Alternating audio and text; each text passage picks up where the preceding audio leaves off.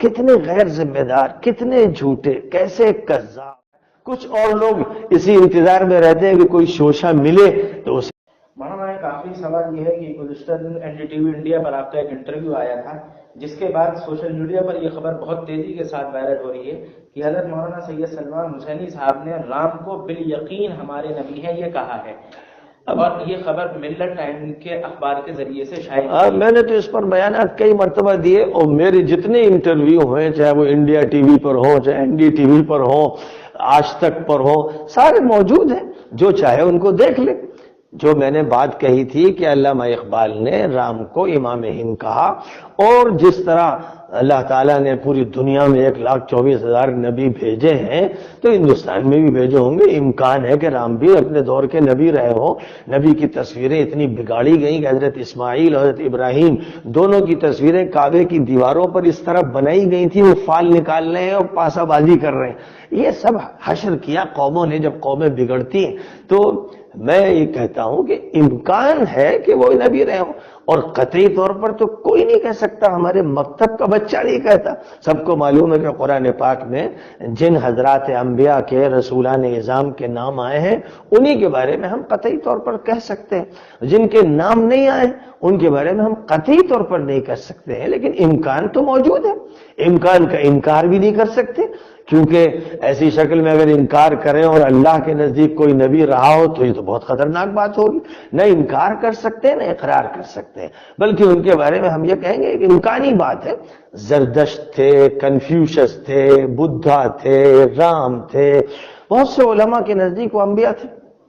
اور اس کی ایک بڑی دلیل یہ پیش کی جاتی ہے کہ زردشت کی کتاب یا کنفیوشس کی کتاب یا بدھا کی کتاب یا ہندوستان کی ویدیں، ان سب میں آخری نبی حضرت محمد صلی اللہ علیہ وسلم کی بشارتیں دی گئی.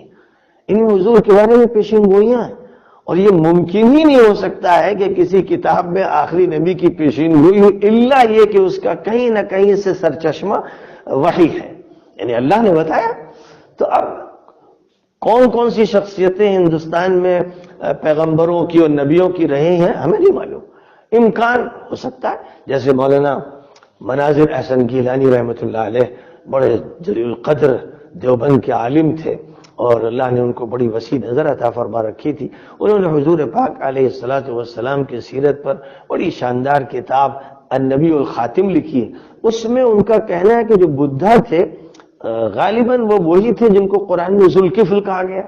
اب ایک رائے دی انہوں نے، اپنا ایک احساس یا اپنا ایک خیال پیش کیا، تو ظاہر ہے کوئی فتویٰ اس پر جاری نہیں کر دیا گیا. تو اسی طرح امکان ہے کہ رام نبی ہو، یہ تو اس کی تردید کوئی نہیں کر سکتا. کسی عالم میں ہمت نہیں کہ تردید کر دے، اور قطعی طور پر بھی نہیں کہہ سکتا. تو ہمارے مکتب کے بچے بھی ایک بات جانتے ہیں، کتنے غیر ذمہ دار، کتنے جھوٹے، کیسے کذاب، کیسے مغالطہ انگیز، اللہ کے عذاب سے نہ ڈرنے والے اور جری اور ڈھیس قسم کے لوگ ہیں، جو میری طرف منسوب کر کے وہ بات کہہ رہے ہیں کہ جو سب جانتے ہیں کہ غلط ہے، اور میری زبان سے وہ ایک جملہ سنوا دیں، میری تحریر کی ایک سطر دکھا دیں.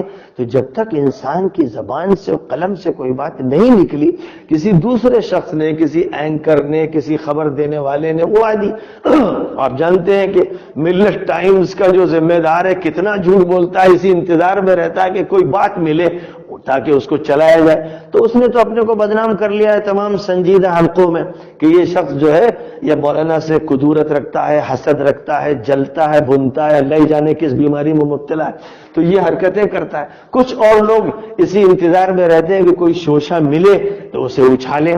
تو انہیں مبارک ہو، قیامت میں انشاءاللہ وہ فرشتوں کا سامنا کریں گے، اور ان کے جب کوڑے کھائیں گے تو ان کو پتہ چلے گا کہ جھوٹ